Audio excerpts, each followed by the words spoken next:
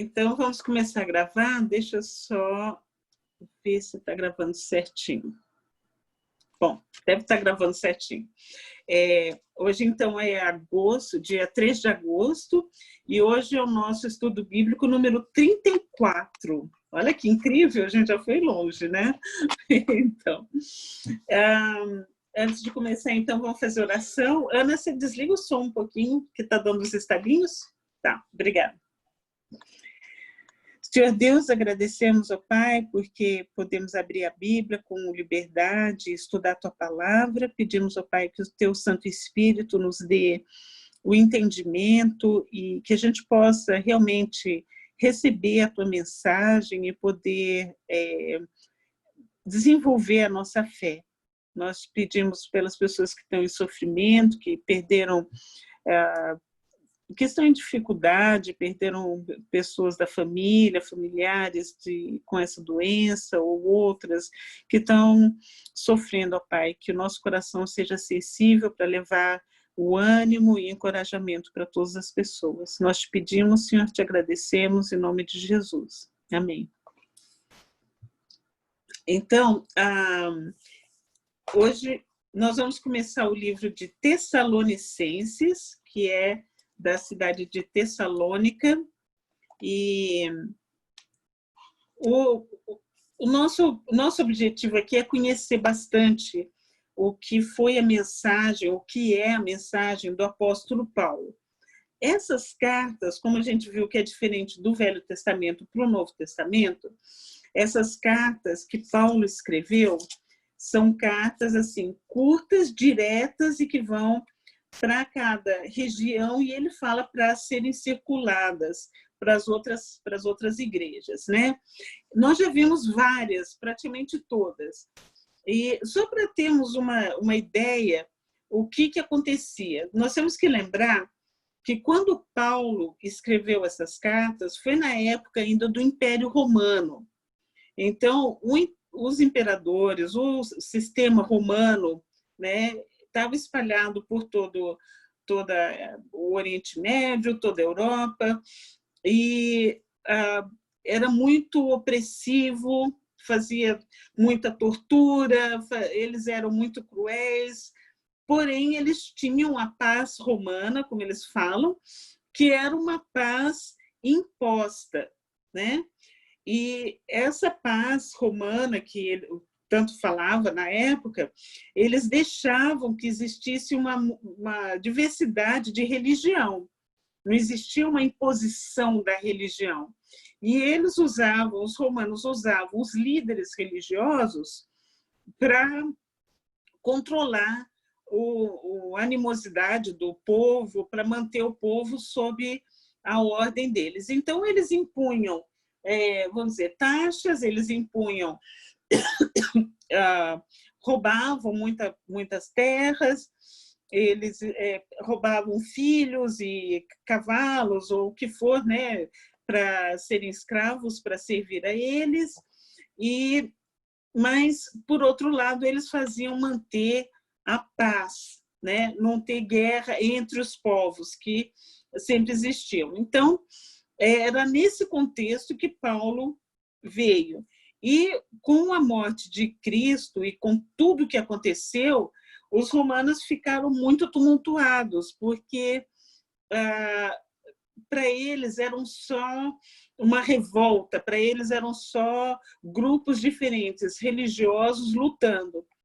Mas como muitas pessoas dos próprios romanos começaram a se tornar cristãos, começaram a seguir o caminho, como eles falavam na época, isso começou meio que a perturbar vamos dizer, a organização original. Por quê? Porque o cristianismo ia totalmente de encontro com tudo que existia no mundo romano, que eles tinham várias adorações de ídolos, eles eram promíscuos, ou seja, não mantinham o casamento puro, eles se relacionavam com homens e mulheres, faziam uma diversidade sexual bem abominável, porque trazia muitas doenças, eles não tinham respeito à família, mantendo a sexualidade com o relacionamento sexual com a esposa ou o esposo,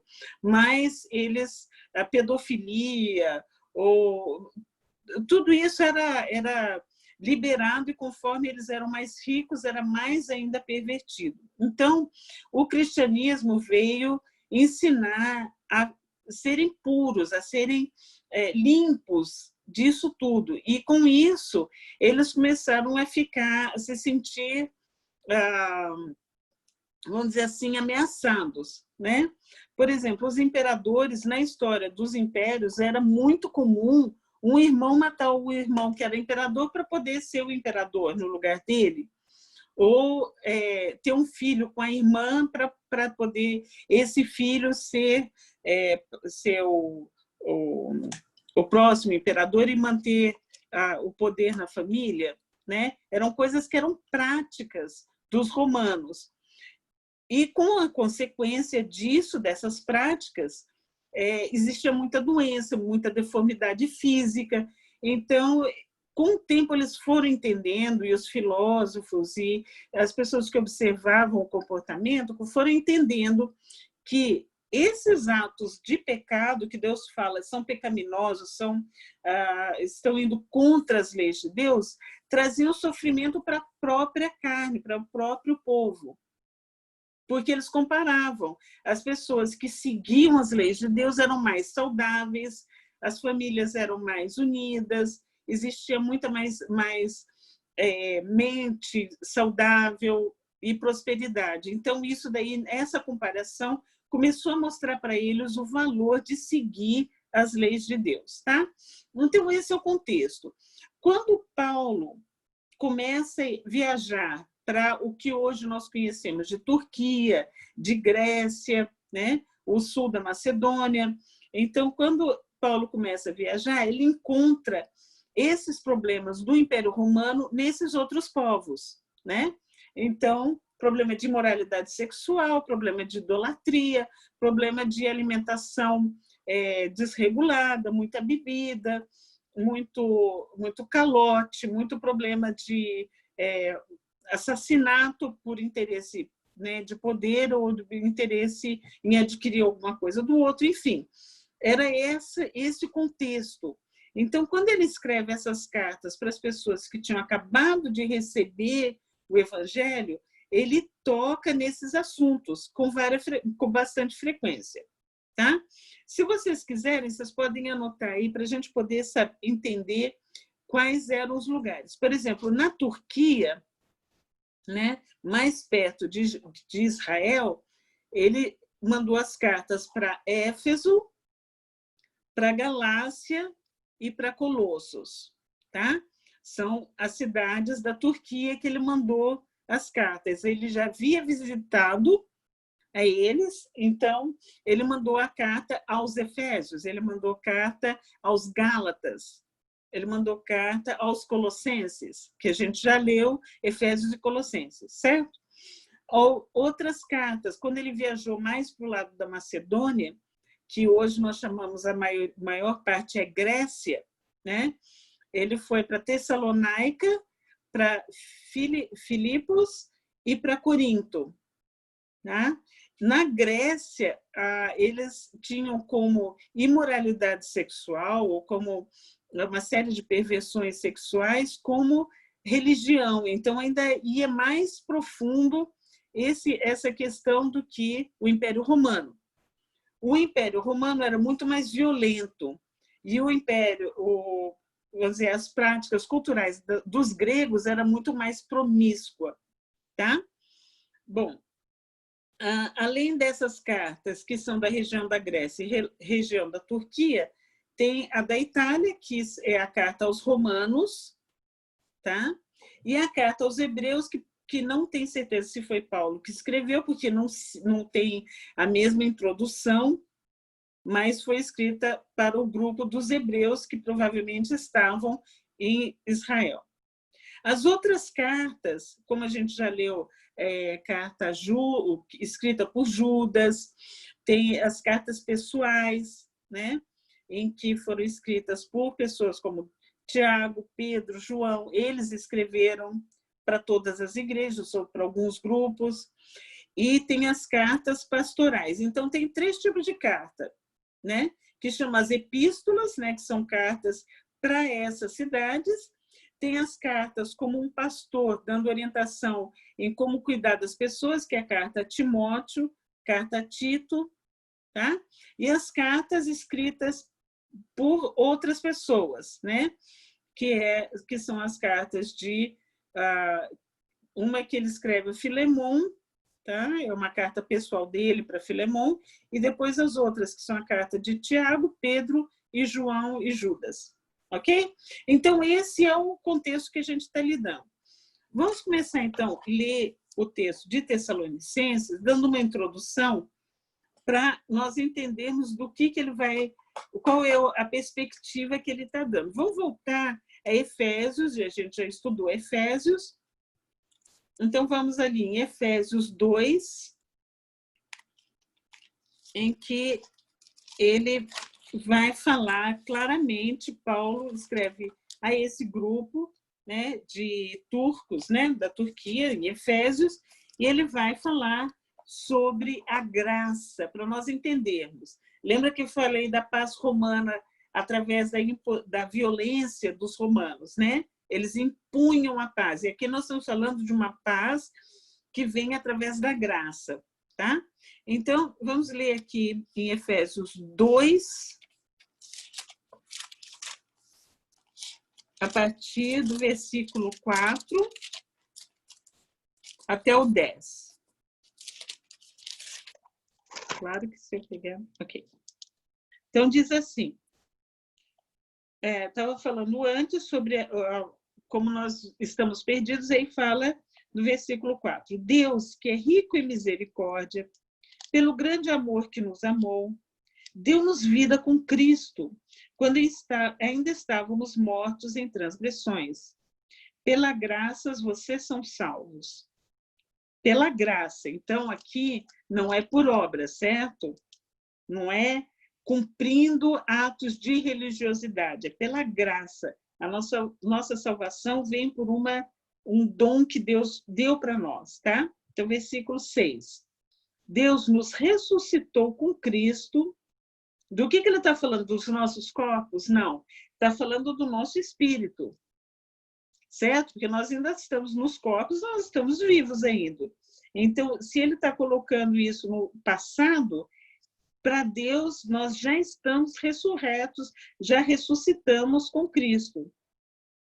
E com ele, com Cristo, nos fez assentar nos lugares celestiais em Cristo Jesus. Então, para Deus, nós já estamos nos lugares celestiais. O nosso espírito já está ressuscitado e já está num outro lugar, num lugar assim, de autoridade. Versículo 7. Para mostrar nas eras que hão de vir, ou seja, até nos dias de hoje, a incomparável riqueza da sua graça. Então, é muito, muito rica a graça de Deus, que é demonstrada em sua bondade para conosco em Cristo Jesus. Pois nós, são salvos pela graça, por meio da fé. E isso não vem de vocês, é dom, é presente de Deus, não por obras, para que ninguém se glorie, porque somos criação de Deus, realizada em Cristo Jesus, para fazermos boas obras, as quais Deus preparou antes do quê? Antes da fundação do mundo, para nós a praticarmos, tá? Então, o que é essa graça? É tão imensa essa graça, é um presente tão maravilhoso, que é muito difícil nós entendermos. Porque nunca a gente faz nada e recebe nada de graça. Sempre a gente tem que pagar pelas coisas, né? E Deus deu, antes da gente entender a nossa condição de pecado, antes da gente entender pecado, ele já proveu para nós. Então, essa graça está, assim, oferecida para nós. Cabe a nós aceitarmos a graça de Deus. E depois que nós aceitamos, é que nós começamos a fazer boas obras. Então, quando nós fazemos coisas em que nós nos sentimos bons, bom, eu sou muito boa, então por isso eu mereço a salvação em Cristo. Não, não é a situação. A situação é receber a graça e através da fé que está como um presente de Deus em nós, aí sim nós conseguimos fazer coisas boas, porque é um dom, é um presente de Deus, nos capacitar para isso, tá? Então, lembra dessa palavra da graça, que é diferente de gratidão, quando a gente usa gratidão, tá? E o outro texto que eu quero chamar a atenção, vamos lá em Atos 15, no versículo 22, está contando a história de quando Paulo e Barnabé voltaram para Jerusalém. Paulo tinha tido aquela visão, ele estava voltando para se reunir com as pessoas em Jerusalém para ele aprender uma nova maneira de ser, certo? Então, ali no versículo 22 está falando assim: os apóstolos e os presbíteros com toda a igreja quer dizer ajuntamento, aglomeração, né?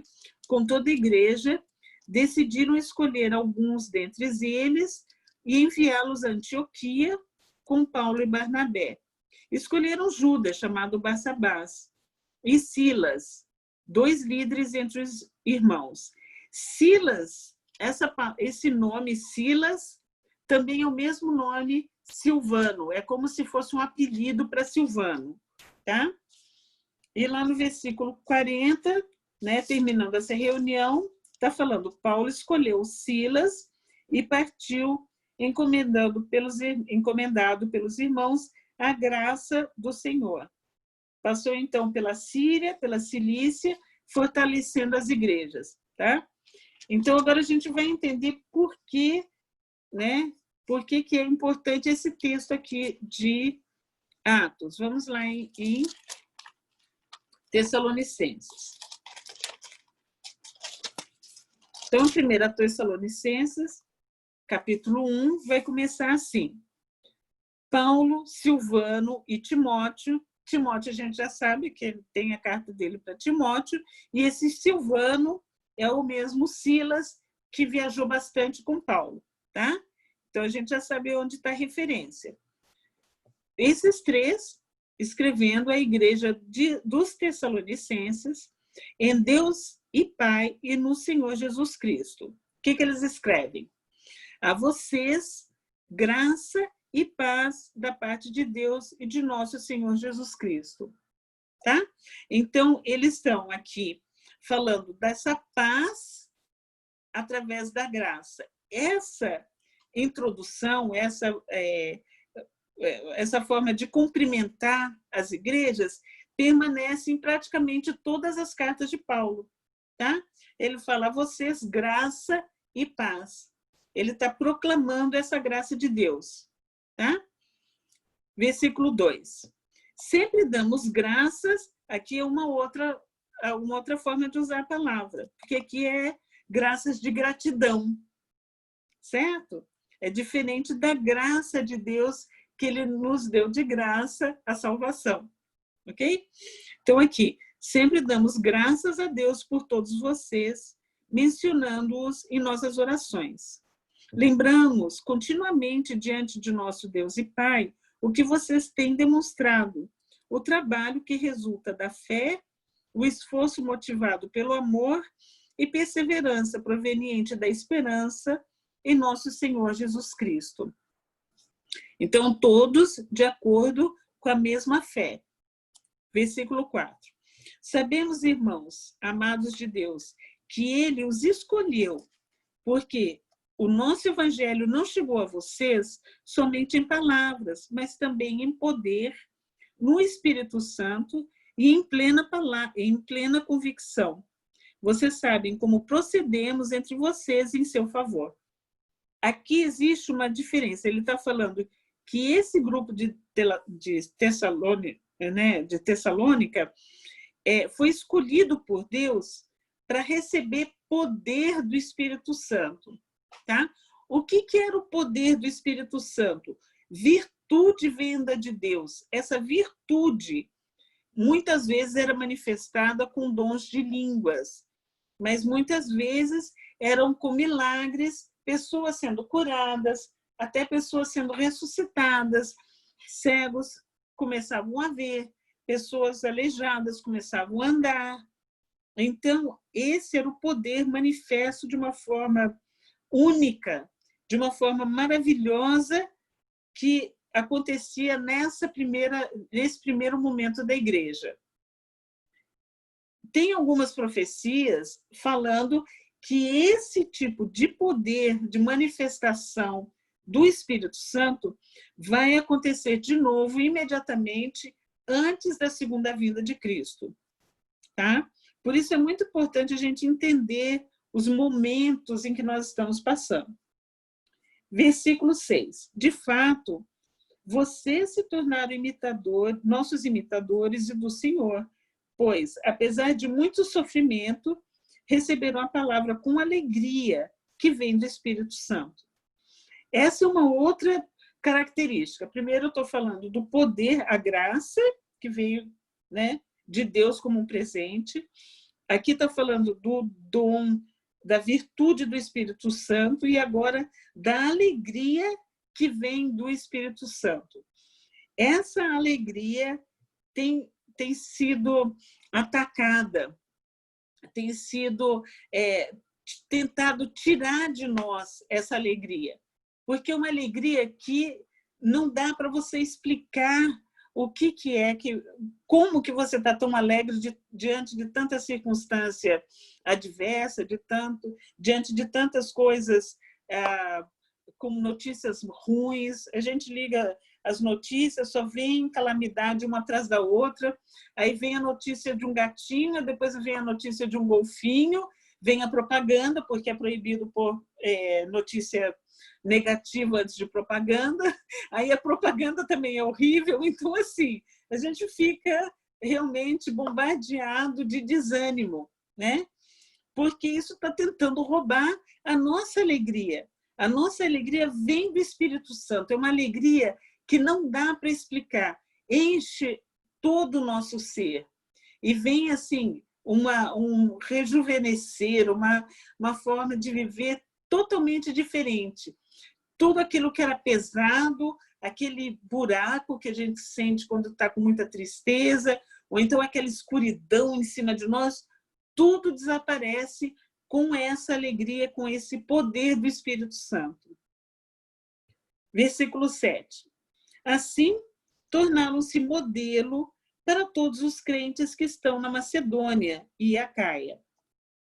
Porque, partindo de vocês, propagou-se a mensagem do Senhor na Macedônia e na Acaia. Essa Macedônia e Acaia são as regiões um pouquinho acima da Grécia, né? Hoje é tudo Grécia. Não somente isso, mas também, por toda parte, tornou-se conhecida a fé que vocês têm em Deus. O resultado é que não temos necessidade de dizer mais nada sobre isso, pois eles mesmos relatam de que maneira vocês nos receberam e como se voltaram para Deus, deixando os ídolos, a fim de servir a Deus vivo e verdadeiro, e esperar dos céus seu Filho, a quem ressuscitou dos mortos, Jesus, que nos livra da ira que há de vir. Então, aqui eles estão citando uma prática que era bem comum nessa região, né? No Império Romano também, mas principalmente nessa região, em que eles tinham vários ídolos, eram estatuetas, e também estátuas grandes, pequenas e grandes, e eles procuravam nesses ídolos as soluções dos problemas. Então, o que ele está falando aqui, que eles deixaram essas práticas e se voltaram para Deus, buscando em Deus a solução. Tá? E no versículo 10, e eles esperam dos céus o seu Filho. Eles não esperam alguém resolvendo o problema, mas eles esperam que Jesus Cristo volte dos céus, como a gente viu, né, sobre a segunda vinda, que ele vai voltar vindo nas nuvens da mesma forma como ele subiu para as nuvens. Capítulo 2. Irmãos, vocês mesmos sabem que a visita que lhes fizemos não foi inútil. Apesar de termos sido maltratados e insultados em Filipos, como vocês sabem, como a ajuda de nosso Deus, tivemos coragem de anunciar-lhes o Evangelho de Deus em meio a muita luta. Do que ele está falando aqui? Lembra da carta aos Filipenses, que ele manda encorajamento depois, porque ele tinha passado em Filipos e eles foram perseguidos, maltratados, apedrejados. E isso vinha de quem? Dos romanos? Não, do próprio povo judeu, que estava revoltado, os religiosos revoltados, porque eles estavam tirando as pessoas daquele sistema religioso. Toda vez que nós vemos um sistema religioso sendo que se sente ameaçado, ele começa a perseguir aquelas pessoas. Por quê? A fé, a religião, é uma forma de manter as pessoas com a mente presa. E o que Jesus trouxe para nós foi total liberdade. Então, isso é muito difícil para um sistema, vamos dizer, romano, em que eles tinham as hierarquias, né, militar, e eles colocaram essa mesma hierarquia dentro de um sistema religioso. E esse religioso, eles tinham as pessoas presas, certo? As pessoas não tinham liberdade, não podiam pensar por si mesmas, não podiam ter um relacionamento com Deus, porque dependiam de uma outra pessoa, que essa outra pessoa ia trazer interpretação e ia trazer, vamos dizer assim, a prescrição de como que aquele problema que eles tinham ia ser resolvido. Tá? Então, essa luta que ele fala, e ele fala praticamente o tempo todo, porque ele estava sendo perseguido, estava sendo muito difícil, e mesmo assim eles continuaram. Então, vamos continuar. 1 Tessalonicenses 2, agora versículo 3. Pois nossa exortação não tem origem no erro, nem em motivos impuros, nem temos intenção de enganá-los. Por que ele está falando isso? Porque acontecia isso no sistema religioso, que era motivo de tirar o ganho financeiro através da religião e enganando as pessoas, trazendo promessas que eram promessas furadas. Né? Versículo 4. Ao contrário, como homens aprovados por Deus para nos confiar o Evangelho, não falamos para agradar pessoas, mas a Deus, agradar a Deus, que prova o nosso coração. Vocês bem sabem que a nossa palavra nunca foi de bajulação, nem de pretexto para ganância. Deus é testemunha. Nem buscamos reconhecimento humano, quer de vocês, quer de outros. Embora, como apóstolo de Cristo, pudéssemos ter sido um peso, fomos bondosos quando estávamos entre vocês, como uma mãe que cuida dos próprios filhos. Aqui ele está começando a introduzir o conceito do relacionamento deles, de apóstolos, com as pessoas que estavam vindo a se converter, que estavam vindo à fé. Tá? O que ele está falando de peso? Peso financeiro. Por quê? Porque eles, o Paulo, o Silvano, né, o Silas e o Timóteo, trabalhavam para pagar o próprio sustento. Eles não eram peso para eles. Tá? E eles davam, eles eram como mãe, eles estavam ali para cuidar deles. Então, tudo que nós vemos hoje, que é diferente disso, está diferente da palavra de Deus. Quando existe uma forma religiosa em que exige de você que você esteja cativo àquele grupo, que você tenha que dar para os seus líderes, porque você está preso a esses líderes. Isso não vem da palavra de Deus. Tá? Por isso existe muita, vamos dizer assim, luta contra o estudo da Bíblia. Porque quando você começa a estudar a Bíblia, você vê que não era isso que Cristo falou e não era isso que os apóstolos estavam ensinando. Estavam ensinando você a aprender a ter o relacionamento com Deus e assim ter boas obras, porque Deus ia falar com você e você ia aprender a ser bom e generoso e ajudar os outros, certo? Versículo 8. Sentindo, assim, tanta afeição por vocês, decidimos dar-lhes não somente o evangelho de Deus, mas também a nossa própria vida, porque vocês se tornaram muito amados por nós. Irmãos, certamente vocês se lembram do nosso trabalho esgotante e da nossa fadiga. Trabalhamos noite e dia para não sermos pesados a ninguém, enquanto lhes pregávamos o evangelho de Deus. Tanto vocês como Deus são testemunhas de como nos portamos de maneira santa, justa e irrepreensível entre vocês, os que creem. Pois vocês sabem que tratamos cada um como um pai trata seu filho, exortando, consolando, dando testemunho para que vocês vivam de maneira digna de Deus, que os chamou para o seu reino e glória. Também agradecemos a Deus, sem cessar, o fato de que, ao receberem de nossa parte a palavra de Deus, vocês as aceitaram.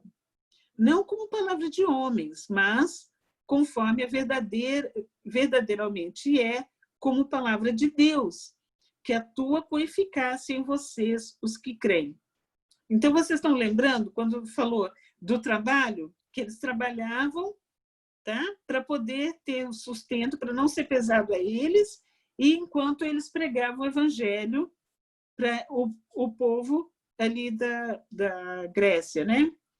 E eles são testemunhas, ele está clamando isso, que eles estavam limpos, santos, agindo de uma forma justa, sem nenhum problema, sem serem repreendidos por nada, tá?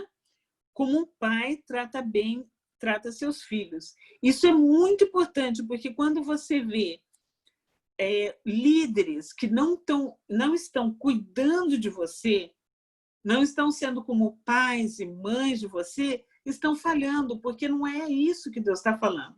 O que Deus está pedindo para que a gente faça com as pessoas que estão aprendendo da fé, que estão entrando, estão conhecendo, que sejam como nossos filhos. A gente deve cuidar um dos outros. Não cuidar da vida das pessoas, mas cuidar das pessoas, certo? Então, exortando, consolando e dando testemunho. Essa é a maneira digna que Deus nos chamou, que Deus deu para nós, que nos chamou para o seu reino e glória. Versículo 13. Também agradecemos a Deus sem cessar o fato de que, ao receberem de nossa parte a palavra de Deus, vocês aceitaram, não como palavra de homens, mas conforme ela verdadeiramente é, como palavra de Deus. Isso é muito importante, porque até então eles tinham promessas, eles tinham pessoas tentando ludibriar, e aqui eles reconheceram que o que os apóstolos estavam falando era a palavra de Deus e respeitavam essa palavra, e aceitavam a ministração, aceitavam a unção que vinha através dessa palavra. Ou seja, espiritualmente, não só intelectualmente. Versículo 14. Porque vocês, irmãos, tornaram-se imitadores das igrejas de Deus em Cristo Jesus que estão na Judéia. Vocês sofreram da parte dos seus próprios conterrâneos as mesmas coisas que aquelas igrejas sofreram da parte dos judeus. Os judeus que mataram o Senhor Jesus e os profetas e também nos perseguiram. Eles desagradam a Deus e são hostis a todos, esforçando-se para nos impedir que falemos aos gentios e estes sejam salvos.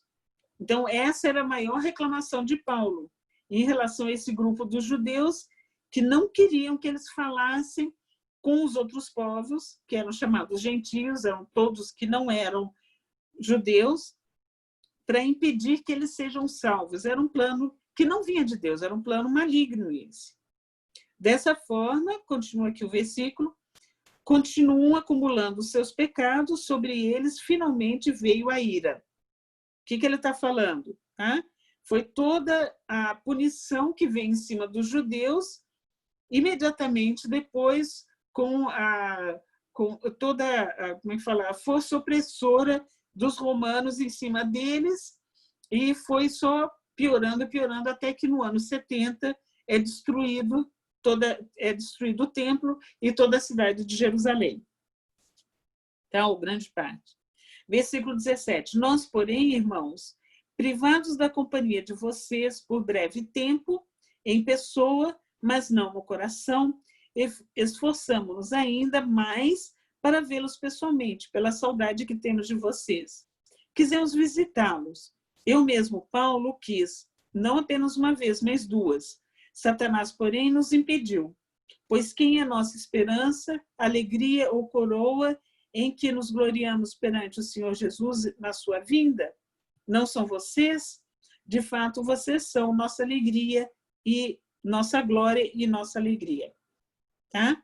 Então, o que nós vemos aqui, nesse primeiro e segundo capítulo da carta, é uma postura, ele apresentando, né, toda a circunstância deles, em que eles estão em sofrimento, e a postura deles, apóstolos, que é um exemplo para nós, apóstolo quer dizer enviado, então, a postura deles como pais, como mães, nutrindo, ajudando, confortando, não sendo um peso, né?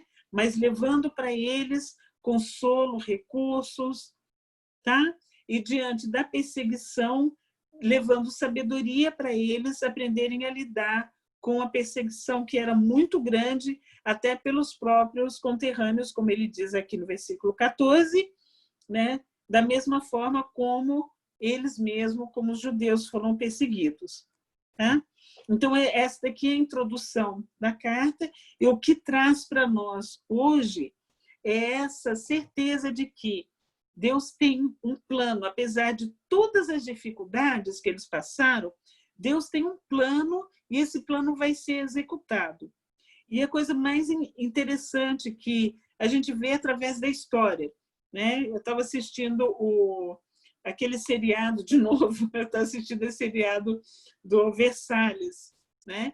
E que tem bastante essa luta entre a Igreja Romana e os protestantes, que eram os huguenotes na França. Então, o que aconteceu? Com a grande perseguição que eles sofreram na França, eles foram para outros países e levaram o evangelho para outros países. Evangelho não com a religiosidade e essa estrutura militar que existia, mas sim de você abrir a palavra de Deus e aprender diretamente, ter um relacionamento pessoal com Deus. Tá?